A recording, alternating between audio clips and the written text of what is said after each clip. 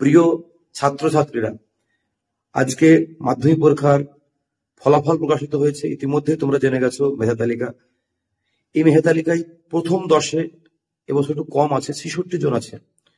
প্রথম হয়েছে Raiganj coronation কুবিখ্যাত school high স্কুলের অদ্রিত সরকার, 696 পেয়েছে।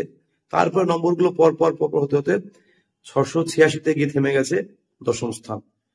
দ্বিতীয় হয়েছে বিষ্ণুপুর হাই স্কুলের সৌম্যপাল, এবং যুগ্ম দ্বিতীয় হয়েছে রামকৃষ্ণ মিশন বিবেকানন্দ বিদ্যামন্দির মালদা, যেখান থেকে 3 জন মেধা তালিকা আছে, অনুভব বিশ্বাস। আর তৃতীয় হয়েছে কতুলপুর বালিকা বিদ্যালয়ের ঈশানী চক্রবর্তী।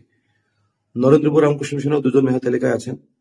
নদিয়া জেলার উজ্জ্বল দাস মেধা তালিকায় আছে, 9ম স্থানে আছে আর কি। তো এইরকম সব রেজাল্ট। পাশের হার 86%। সকলকে অভিনন্দন। এই শুরু হলো। এই নম্বরের অনেকে হয়তো এমন হয়েছে যে আর্টসে কম পেয়েছে, সায়েন্সে ফুল মার্কস পেয়েছে, এরকম হয়েছে আর কি।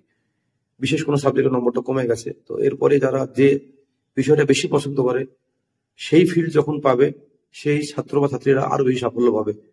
তোমাদের সকলকে জানাই অনেক অভিনন্দন, শুভেচ্ছা।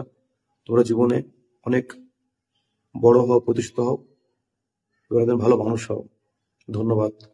আর আবারও অভিনন্দন তোমাদের সকলকে।